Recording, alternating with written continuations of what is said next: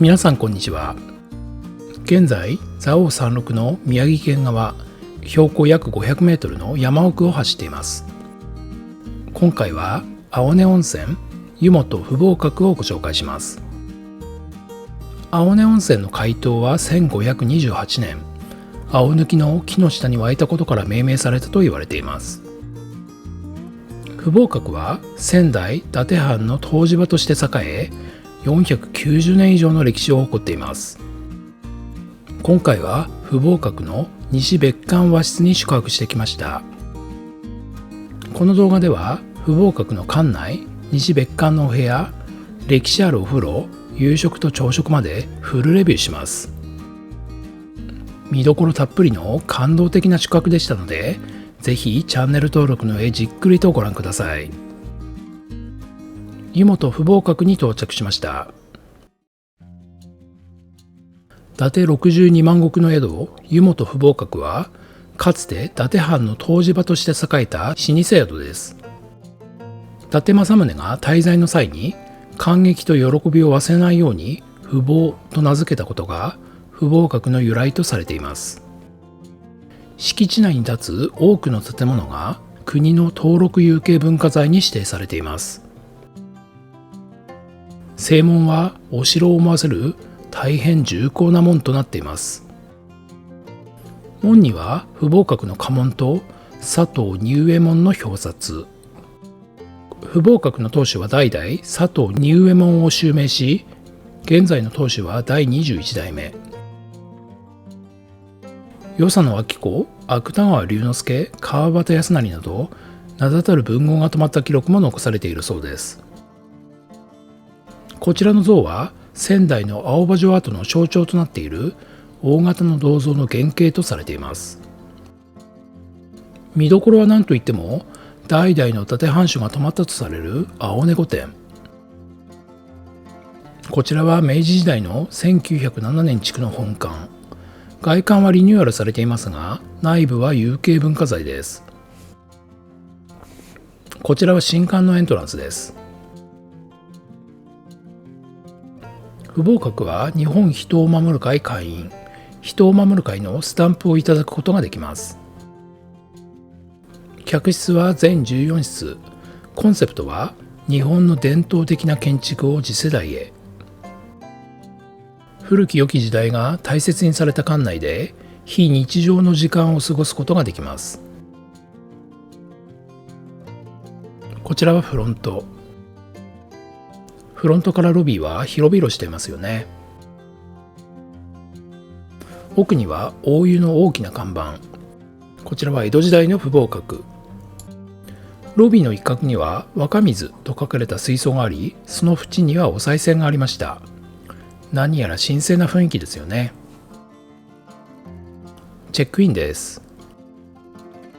フロントでチェックインの後、ロビーのテーブルで館内とお風呂、食事の場所や時間などについて説明していただきました。お部屋までは案内してくれました。はい、今回のお部屋は西別館の同心というお部屋になります。鍵はね、こんな感じの鍵になってます。では入ってみたいと思います。そしてこちらがね、玄関ということになりますね。入ってすぐにね、こんな感じで畳が3畳ありまして、で奥の方に襖がありますから、やはりね和風という感じですよね。そしてまずね、こちらにトイレがあるんですけども、トイレはねこんな感じの一般的なウォシュレット付きのトイレということになってます。そしてこちらには冷蔵庫と、奥の方にはお茶のねセットがありますけども、冷蔵庫はねビールは入ってますけども、こちらは有料ということになってますね。そして上の方にはねグラスが用意されてます。それでこちらの襖はね押し入れになってまして、でこちらにリビングといいますかお部屋があります。あとはこちらの方にクローゼットがありますね。ちょっと開けてみますね。クローゼットはねこんな感じになってまして、上の方にねハンガーがかかっていて、そして下の方にはちょっと暗いんですけども、浴衣と陣羽織とねそれからバスタオルと、あとはフェイスタオルと足袋がありますね。フェイスタオルにはこんな感じで湯本不合格という風に書かれてます。そしてこちらからね、リビングに入ることができます。こちらがね、西別館の同心のお部屋ということになります。まずはちょっとね、奥の方に行ってみたいと思いますけども、結構ね、奥の景色いいんですよね。そして奥に来ますとこんな感じになっています。こちらの本館ですね。本館と、それからなんとこちらの青根御殿で、こちらの青根御殿に関しては昭和3年にですね、一度焼失をしてそれで建て直したということになってるみたいです。現在の建物は築95年の建物になっているということみたいですね。ある時期まではね、宿泊ができたみたいで、歌人のね、与謝野晶子とか芥川龍之介とかですね、そういった人々が実際に泊まったみたいですけれども、現在はね、見学ができるのみということになってるみたいです。もともとは伊達家の、宿泊場所、別荘のようなそういった建物だったようですけれども、実際に伊達政宗がね、泊まったのもこちらの青根御殿ということですね。で、こちらの青根御殿の中には政宗が実際に使用した愛用の品とか、伊達家ゆかりの品々がね、展示されているということで、こちらはね、朝8時50分からおかみさんが見学ツアーをしてくれるということで、そちらがね、すごい楽しみですよね。下の方のね、石垣に関してはおそらく当時のものそのままなのかなというふうには思いますね。そして下の方には池も見えてますよね。この不合格のね、建物の中で江戸時代からのものっていうのは、この辺の石垣とか、あとは大湯っていうね、大浴場の湯船のね、石の縁の部分とか、あとは今はちょっと使えないんですけども、新湯っていうね、お風呂の枠の部分、湯船の部分ですね、その辺が昔のものが残ってるということでしたね。これだけの歴史のあるものを残してる努力っていうのは本当大変なものがあると思いますね。夜になるとライトアップされるようですので、それもちょっと楽しみですよね。景色こんな感じでね、お庭の景色にはなりますけども、青根御殿もね含めてなかなかの景色ではないかなというふうに思いますね。そしてね、こちらの窓の手前はね、こんな感じの板の間のね、広縁になってまして、そしてこちら側には洗面があります。結構ね、この洗面ね、新しい感じの洗面になってまして、この辺の蛇口なんかかなりピカピカですよね。で、シンクが一つあって、あとは石鹸とね、ドライヤーが置いてあります。そして改めて窓側からお部屋を見ますと、こんな感じになっています。全体がね、10畳の畳の和室になってまして、こちら側には床の間のようなそんな感じのスペースがありますよね。そしてこんな感じで上なんかを見てもそんなに古い印象はないですね。比較的新しめの部屋という感じになってます。こちら側には鏡台があって、そして奥の方にはタオル掛けでしょうかね、そういったものがあります。20インチぐらいの小さめのテレビが置いてありますね。あとはこちらの床の間のようなスペースにはセーフティーボックスと壺がね置かれてますね。あとね、ちょっと面白いのはこちらですね。ちょっと下の方が庭園風になってまして、で上の方にこんな感じの飾りがされてるということになってます。そして真ん中にはテーブルとね座椅子があって、お茶菓子は山ぶどうというお菓子になってます。それからこちらの不合格について少し説明をしたいと思います。で、不合格はね、こちらのお部屋からも見えますけれども、こちら側に本館がありまして、で、こちらが玄関ですね。で、ここを入ってきて、僕らのお部屋は、入ってすぐのところにあるんですが、さらに奥の方にね、階段90段を登っていかなくてはいけないような不房庵という棟があります。で、そちらに実はね、部屋が10部屋ありまして、僕らがいるこちらの西別館と、それからそちらの不房庵と合わせて全部で14部屋ということになってます。後でお見せしますが、不房庵までね登ってみたんですが、足の不自由な方なんかはこちらの西別館を取るようにした方がいいのかなというふうに思います。で、西別館に関しては基本的には公式ページからの予約ということになるみたいですので、西別館に泊まりたい方は公式ページからね取ることをお勧めしたいと思います。そしてお風呂ですけれども、貸切風呂が2つと、それから大浴場が3つあるんですね。今の時間は男性はこちらの5点湯というお風呂の大の方だけで、女性は5点湯の小と大湯というお風呂に入ることができます。そして貸切風呂に関しては基本的には空いてれば入ることができるんですけども、こちらの猪之助の湯という風呂は鍵をね内側からかければ入ることができます。あともう一つ、こちらの蔵湯、こちらがいいお風呂みたいなんですけども、こちらの蔵湯に関しては空いていればね入り口に札のようなものを置いて入ることができるということになっているみたいです。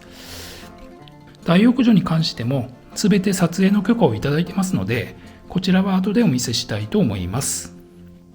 それからね、お部屋で Wi-Fi が使えます。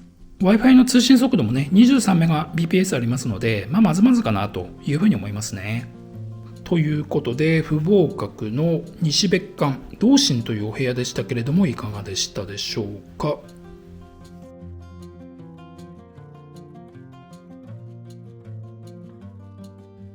こちらがね御殿湯という大浴場の一つになります。時間制になってまして、今の時間ねちょうど男湯ということで中に行ってみたいと思います。まずは御殿湯の大きい方をご紹介します。そしてこちらには温泉の成分表がありまして、源泉名は、いろんな名前ちょっと書いてまして、それの混合泉ということになってますね。そして pH が 7.4 の単純温泉ということになってます。低調性の中性の高温泉で、泉温は 49.8 度。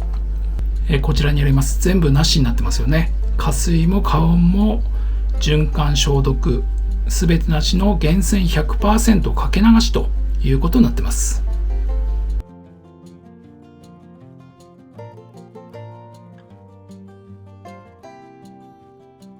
着替えスペースはこんな感じになってますね。全部で14部屋ですので、それほど大きな着替えのスペースにはなってないですね。そしてこちらから男湯に行くことができます。こちらがね御殿湯の大きい方のお風呂ということになります。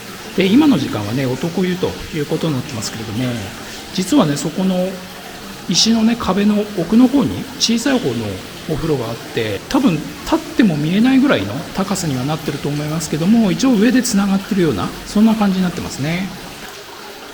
大浴場というだけあって湯船は結構広めになってまして、大人 3,4 人は入れそうなそんな感じの湯船になってますね。外の景色はこんな感じでいいというわけではないんですが、光が十分入ってね明るくなってますよね。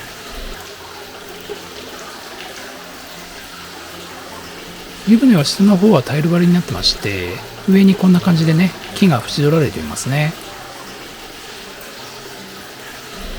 洗い場は実はこちらの御殿湯だけにしかなくて、しかもシャワーも一つだけということになってますね。シャンプーはねいろいろありますよね。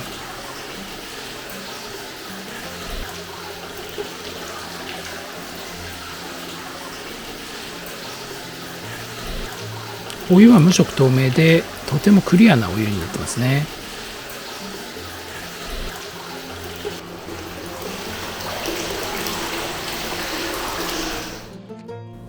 廊下には大正9年に書かれた浴場取締規則抜粋がありました。こちらがね御殿湯の小さい方ということになってます。こちらがね今の時間は今朝なんで男性専用ということになってますので、脱衣スペースはねこんな感じでカゴが4つあるような小さめのスペースになってますよね。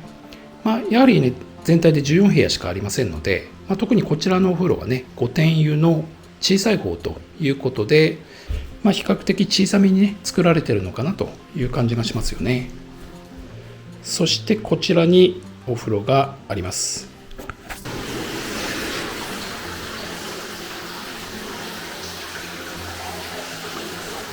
でこちらがね御殿湯の小ということになりますね。やはり上の方はね隣の御殿湯の大と上でつながってるようなそういう感じの構造をしてますね。そして湯船はこんな感じで、こちらはね湯船全体が木造りのヒバの湯船ということで、こんな形でちょっと粗めのねヒバの湯船で、中の方まで全部ねヒバの湯船ということになってます。これもなかなか雰囲気いいですよね。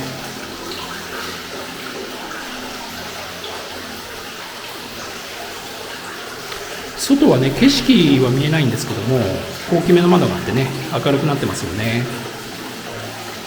そしてこちらから源泉 100% のお湯が流れ出ています。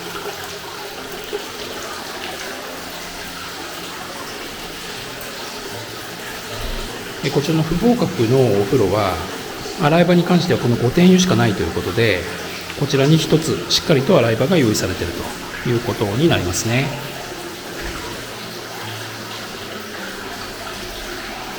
全体の雰囲気なかなかいいお風呂ですよね。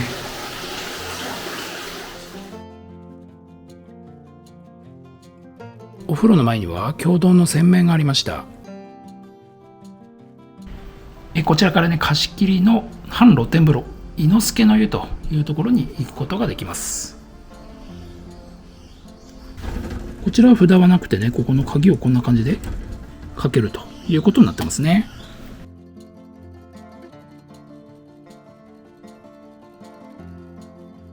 入り口はこんな感じですね。ちょっとこうなんか歴史のあるようなそんな感じの入り口になってますよね。そしてね、一見するとどこが入り口なのかちょっとわかんないんですけども、実はねこの下の方に扉があって、これはなかなかこんな感じでかなり低いんですよね。ここね、これなかなか面白いですね。で奥の方にこんな感じでお風呂があって、で上の方こっちの方開いた感じになってて、半露天風呂ということになってますね。結構ね頭低いので気をつけないといけませんね、これはね。そしてこちらが半露天風呂の伊之助の湯ということになります。全体がね石でできたお風呂で、大きさ的には大人1人やっとかなというぐらいの大きさですかね。そして上の方はこんな感じで木組みになってまして、なかなか雰囲気のいいお風呂ですよね。こちらは何でしょうかね、着替えるスペースになりますかね。そんな感じでこう、ウッドデッキのようなそういう感じのスペースになってますね。そして上の方にこういう感じのちょっと斜めのこう階段でしょうかね、これね階段の下があって、それでこちら開放されてるという感じになってます。とても変わった感じのねお風呂ですよね。なかなかこういうのは珍しいかなというふうに思いますね。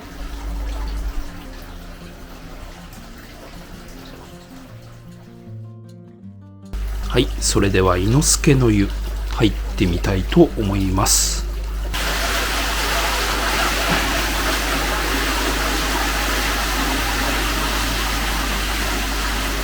伊之助の湯入ってますけれども、足がそっちに届くぐらいの石の湯船で、こじんまりしててなかなかいい感じのお風呂ですね。深さもね浅めで全体に小さめなんですけども、一人で入るにはね非常に雰囲気も良くていい感じかなというふうに思います。外はね景色は見えるわけではないんですが、こんな感じである程度開放されてまして、それなりにね開放感あるのかなというふうに思いますね。そしてお湯はね無色透明で無臭のお湯がね源泉 100% でこちらから流れてきてます。この大きな岩とかね、それから上の方も完全に木でできていて、なかなか非日常的なお風呂かなというふうに思いますね。こちらのね伊之助の湯は貸し切り風呂ではありますけども、空いていればいつでも無料で入れるということで、洗い場はありませんけども、気軽にね入りに来れるようなそんな感じのお風呂になってますね。あちらのもう一つのね蔵の湯ほどの人気はありませんので、比較的気軽に入ることができるお風呂かなというふうに思いますね。こちらのね不合格、なんといっても伊達政宗のねゆかりの温泉ということで、いろんなお風呂もあって、今新湯っていうね、もともとの本当に古いお風呂、新湯と大湯があるんですけども、そちらの新湯の方は雪の影響で建物自体が壊れてしまったということでやってませんので、本当の古い昔の湯船を味わうには大湯っていうお風呂に入るしかないんですけども、こちらの猪之助の湯もね、十分に昔の雰囲気をね残したような、そんな感じのお風呂になってますよね。館内に結構いろんなお風呂があるので、湯巡りが楽しめるっていうのはなかなか素晴らしいですよね。これだけね歴史と伝統のあるお宿になってて、その上湯巡りを楽しめるというのはすごく嬉しいですよね。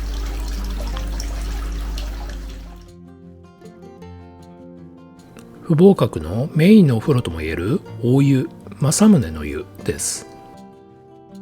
夜の8時で男女入れ替えになっていました。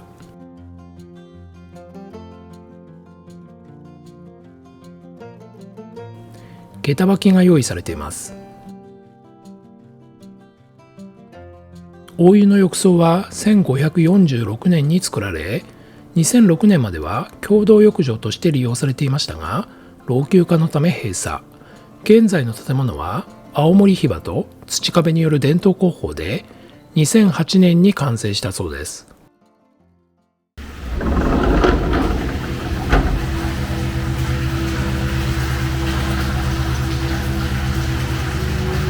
こちらが大湯となります。いや、この雰囲気すごいですよね。ちょっとね、言葉を失うような素晴らしい、美しくて大きなお風呂になってます。脱衣スペースっていうのはしっかりとは設けられてなくて、お風呂も含めてね、お部屋が一つですので、こちら側にカゴが用意されてまして、こちらが脱衣スペースということになってますが、これもなんかね、昔のね風情がありますよね。二手家の皆さんはね、こんな感じでお風呂に入っていたのかなという風な感じの風情がありますよね。この手前側には木が敷かれてて、なんといってもこの湯船ですよね。この湯船の内側の石はね、もちろん新しい石になってるんですが、実はね、この部分、この湯船の縁のこの部分の石は約500年前の江戸時代の石をそのまま使ってるということで、非常に歴史を感じられる素晴らしいお風呂になってますよね。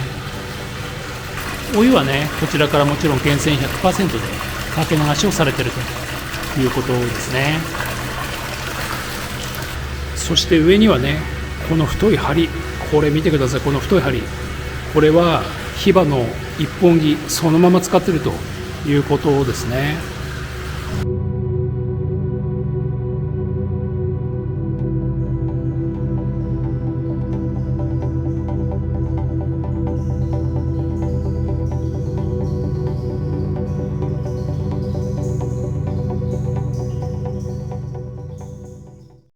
最後に大湯とともに外せないお風呂、暗湯をご紹介します。フロントの前にこちらの札があれば空いてるサインです。利用時間は30分となっており、こちらに札を置いて利用します。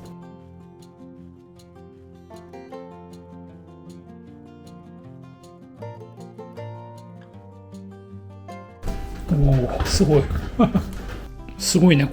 こっち側全部蔵でしょこれ。すごいね、すごいね。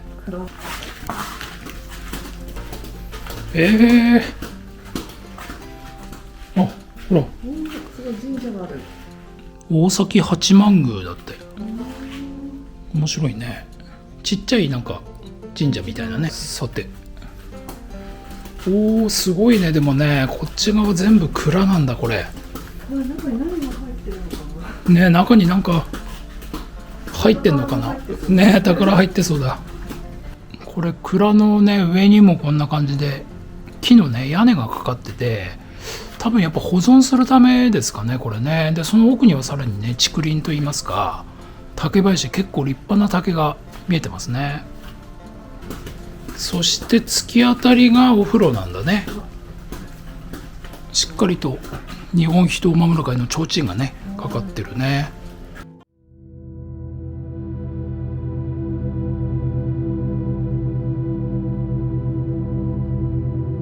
こちらが蔵湯というお風呂ですね。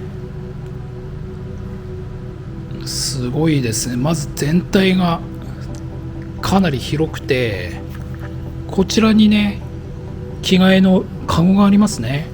これ湯船相当広いですね。これ大人5、6人入れそうな、そんな感じの湯船になってますよね。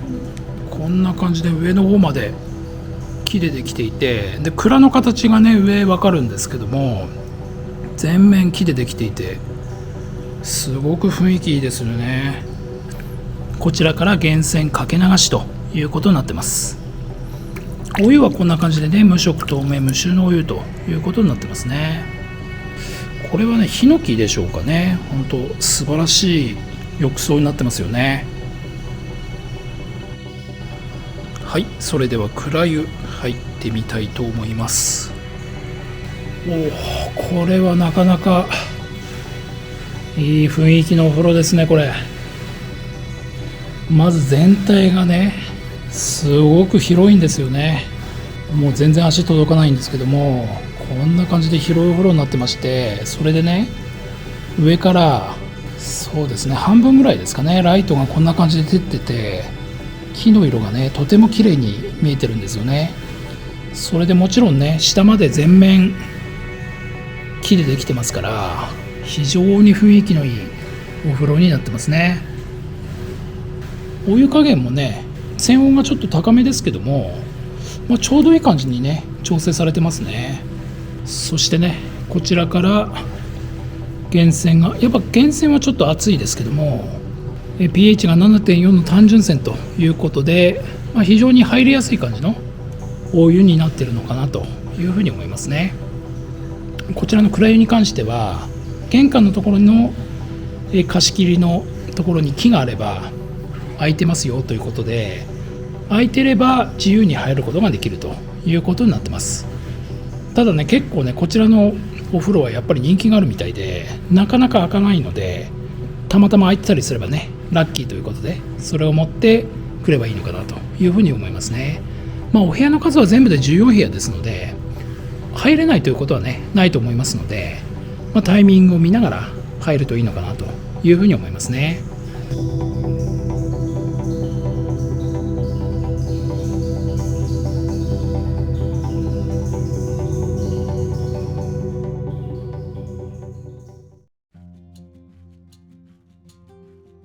札を返して終了です。最後に新湯をご紹介します。江戸時代からの湯船ですが、現在は跡地を見学できるのみとなっています。いつか復活することを記念しています。夕食まで時間がありましたので、館内を散策しました。こちらは本館です。本館は明治時代の地区で、国の登録有形文化財に指定されました。本館1階の左庫金銭堂です。ラウンジのようなスペースになっています。蔵王のお酒とおつまみがありました。コーヒーも用意されています。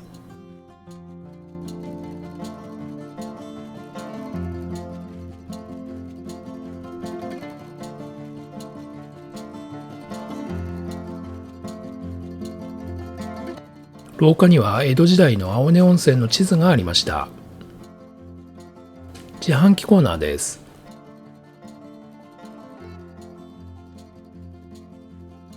応接間のようなスペースもありました。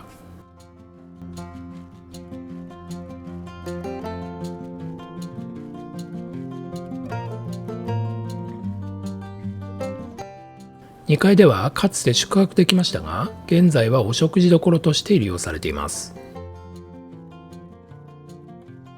中央に10時に通路が走っていて、四つ角方向に部屋があるという独特の作りになっています。こちらは本館を外側から見た時に張り出していた部分です。外側を囲むように周り廊下が走っています。まるでタイムスリップしたかのような空間ですよね。ここから見える青根御殿が最高です。西別館側の廊下です。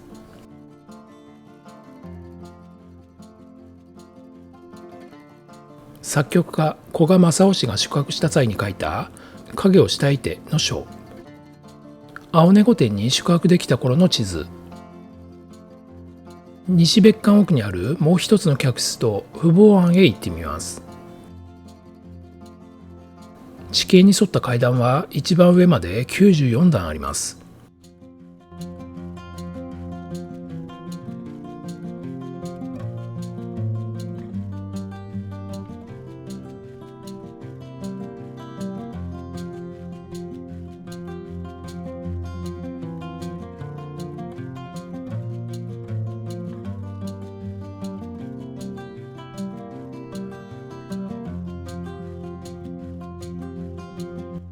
父母庵にはお部屋が10部屋ありますが、食事や温泉の旅に往復するのはなかなか大変かもしれません。予約時に宿からも階段について教えてはくれますが、足の不自由な方はご注意ください。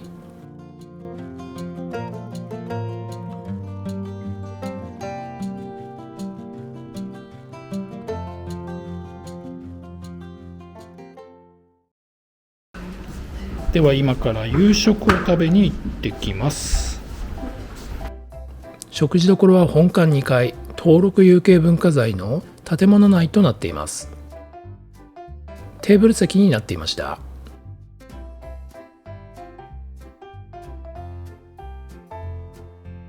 本館2階はかつて湯治のお部屋として利用され、こちらの部屋は作曲家の古賀正夫氏が長期間宿泊したということです。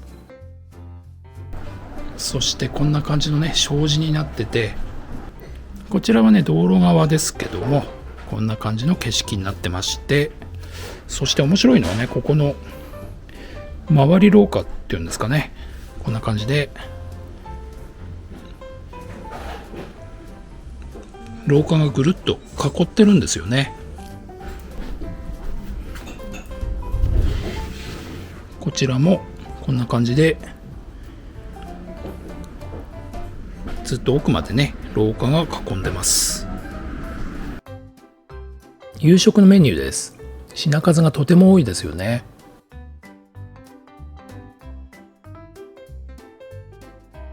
こちらはドリンクメニュー。こちらがねお子様膳ですね。非常に豪華になってます。こちらは唐揚げですね。それからオムレツ、スパゲッティ、エビフライですね。あとはポテトとちまきですかね。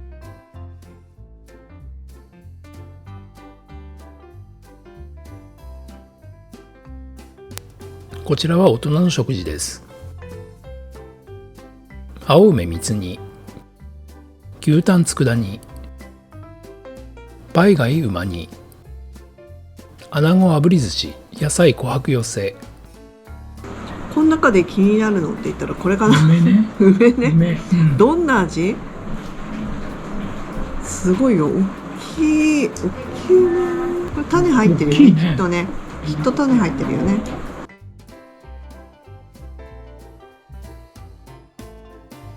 すっごい柔らかい。そして甘い。ちょっとお口直しっぽい感じ。そうだね。さっぱりした感じだね。バイ貝？馬煮。馬煮ね。馬煮だって。サザエっぽいんだけどね。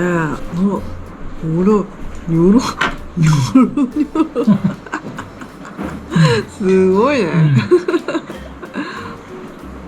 これ何？全部食べていいのこれ。コリコリしてて美味しい。美味しいよね。味が染みてます。失礼な感じかもしんないけどさ、ここはねもう見た目がさ普通の旅館なんだよね。正面が中入ってみてびっくり。子供たちがよく言うハリーポッターの世界だよね。本当にね。すごいよね。すごいよね。タイムスリップしたみたいなね。中に入るともう全然違う、すごい。すごいよね。お風呂もさ、もう蔵を一つお風呂にしちゃったりとかもすごいし、ね、感動的だよね。ちょっとね、感動的。もう料理もね美味しいしね、すごい。トウモロコシの豆腐だってすごい、全然つぶつぶ感とかなくてほろっとしてる。で純菜と合わせてちょっとこう酢の物感覚だよね。このさ純菜のこのとろっとプチプチ感がいいわ。あさりとヘチマの白酢がけ。これいきますか。ででーん。糸売りっていうのかな。湯葉っぽいけど湯葉じゃなさそうだな。糸売りだってこれすっごい細く切ってんじゃないの。これ来たんじゃない、うすうす名人が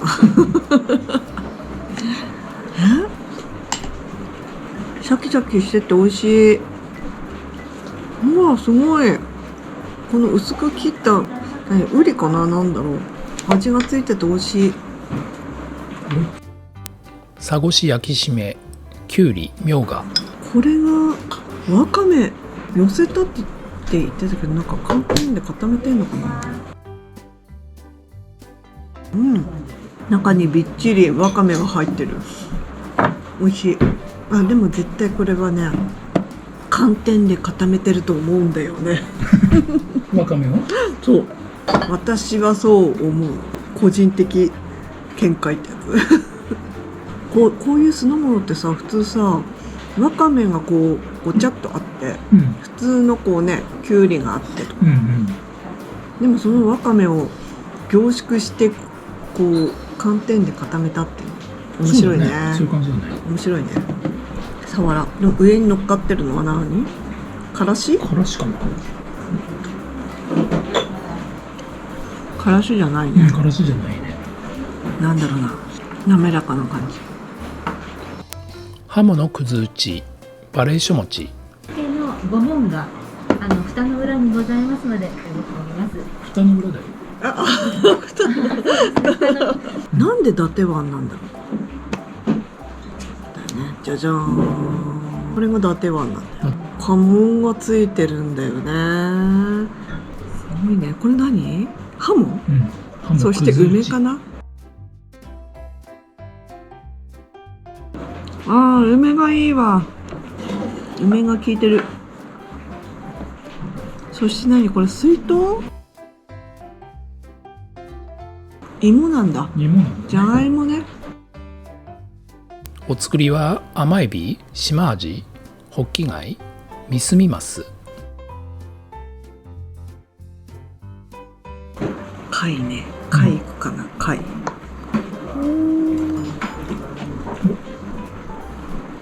結構わさび乗ってるよ。お、来た。美味しそう、マス。ね、マスね。マス美味しそうだね。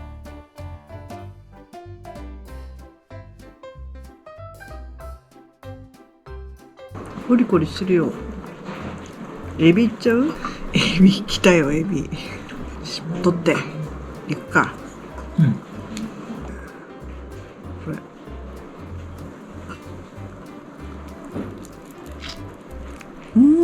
美味しい。最後ね、ちゅっとこう吸うんだ。吸うのこう押してグッと吸うのなんか魔女見てるな怖い。すべてを吸い尽くすほら、でもさ、このエビがありがとうございますって言ってるよそばどころ川戸亭の手打ち10割そば。でですごい10割だよ。10割そば粉10割、100% ってこと？多分ね、そういうことでしょ。でもそうするとこのそばの麺が切れちゃうみたいな。この麺は切れてない。すごい。ほら、こだわってんね。すごいね。ゆで加減も最高だ。最高だ。おいしい。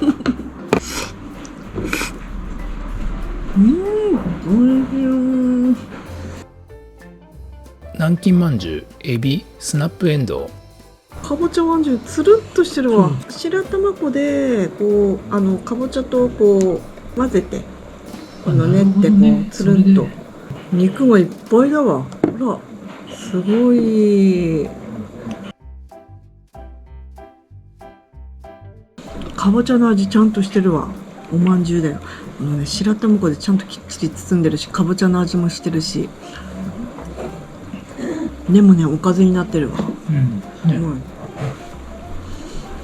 れ美味しい。あゆ塩焼き、サワガニ。サワガニいってみます。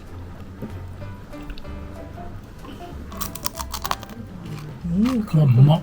カリカリ。これはうまい。海にいる。サワガニってことは川か。川のカニだ。ね。カリッカリ。あゆ。ちょうどいい大きさ。ほら。目が。オイラを食べるのかいって言ってるよ。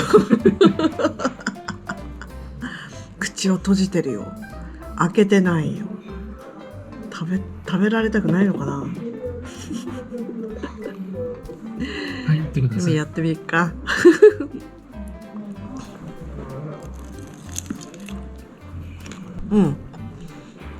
これは無理。無理。硬い。硬い。こうかな。こうかな。こうかな。身はねすごく柔らかくて美味しい。ふわふわしてるね。ちょっと私は無理だったけど食べれる人もいるのかもしれないです。ってか顎の強い人は大丈夫かもしれない。ちょっといいところ切ったんで。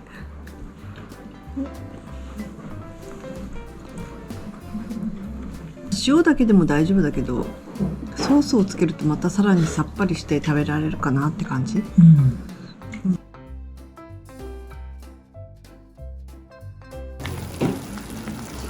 おお、これはすごいね。国産黒毛和牛のごま味噌鍋。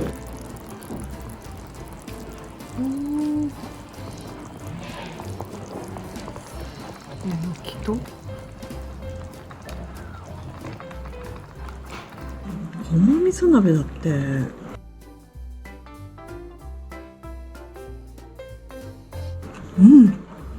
ごま効いてるわ。子供の方は醤油だけなんだよね。そうなんだ。でピリ辛なんだね。ちょうどいいピリ辛加減です。辛いものを出すっていうのはさ、すごく勇気がいるよね。辛いものは大好きだけど、でも辛いものが嫌い人からするとね、どう思うかはわからないけども、でも勇気のある一品って感じだ。でもね美味しいよ。めちゃくちゃ、めちゃくちゃ美味しい。タチウオ磯辺揚げ、ヤングコーン、ズッキーニの天ぷら。レモンを振りかけて、よし。やっぱりこの中ではタチウオがメインじゃないかなと思うので、タチウオ、このさ緑色の感じって、これってさ海苔で巻いてるのかな。なんだろう。海苔で巻いてんだ。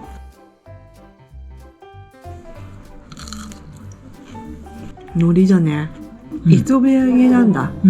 そう、磯辺揚げ。全体にさこう物がちっちゃくて食べやすくていいわ。本当に野菜系はさやっぱりこういう塩がいいよな。エビ？そう、エビ。エビの何？つみれ？つみれかなこれ。そうだね。つみれだね。ズッキーニはね天ぷらかねミネストローネに入れたらいい。ズッキーニ大好きだね。噛むとさジュワーって水分がさ出てくるんだよ。家で育てたこともあったけど失敗。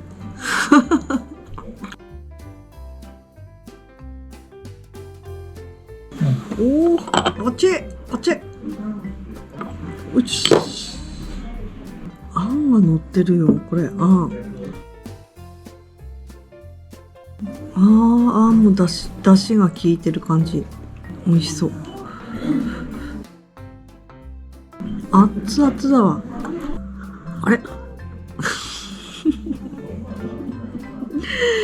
銀杏入ってない。入ってんじゃん。入ってる？どれどれどれ？今の銀なんだよ。大好きなのにショックを受けるところだったわ。お米は宮城県産の一目惚れ、仙台麩と豚肉の味噌汁、香のものは佐賀味漬けの3種盛り。味噌汁、豚肉と麩が入ってるよ。豚肉と麩って合うのかな。美味しい。これは東北ならではのやつだよね。358ね。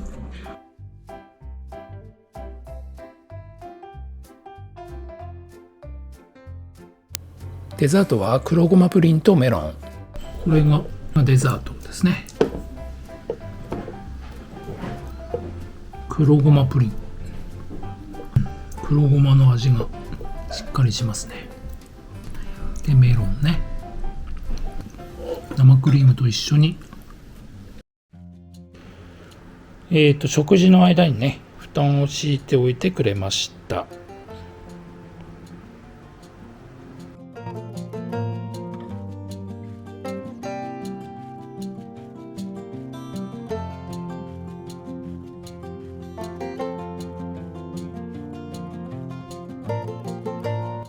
夜のお部屋からの景色です。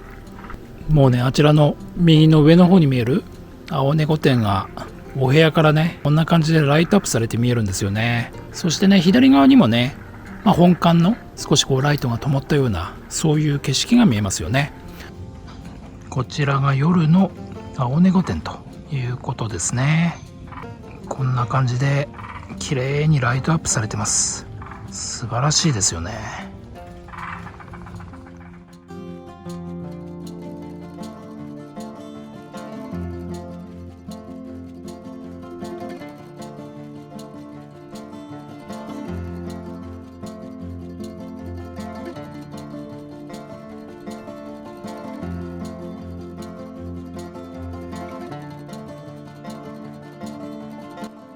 朝のお部屋からの景色です。今日はね晴れてるので非常にいい感じの景色になってますよね。この山のね緑がとても綺麗で青猫天が生えて見えますよね。こちら中庭のね下にこんな感じで池があって、そこから上を見上げると朝日を浴びた青猫天が綺麗に見えてますよね。おそらく青猫天の見え方としてはここの本館のところから見るのが一番いいのかなというふうに思いますね。では今から朝食を食べに行ってきます。朝食も本館の同じ会場でした。やっぱり朝もね素晴らしい雰囲気のお部屋になってますね。こちらがね朝食膳ですね。でこちらが湯豆腐ですね。そして温泉卵、こちらは小鉢になっててね、明太子とおひたしと、あとはしらすとおろしのような感じですね。それからこちらには焼き魚と笹かまがありますね。こちらは刺身こんにゃくですかね。それからサラダと煮物と、こちらはフルーツですね。つやっつやです。こちらが味噌汁ですね。こちらがサラダ、温泉卵ですね。これは笹かま、こちらが湯豆腐。こう美味しそう。すくいます。すごいね。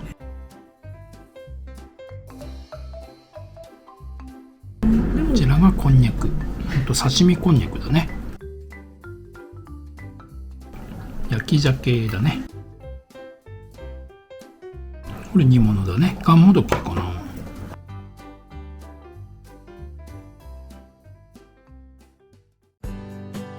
朝食の後はおかみさんの青猫御殿ツアーに参加しました。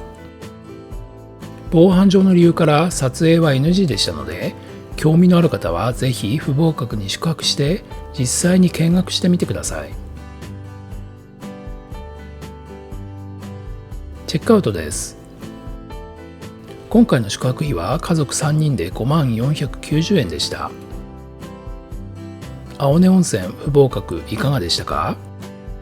伊達家ゆかりの歴史あるお宿に感動しっぱなしの宿泊でした。最後に人を守る会のスタンプをいただきました。これからもいろいろな宿をご紹介してまいりますので、チャンネル登録の上引き続きご覧ください。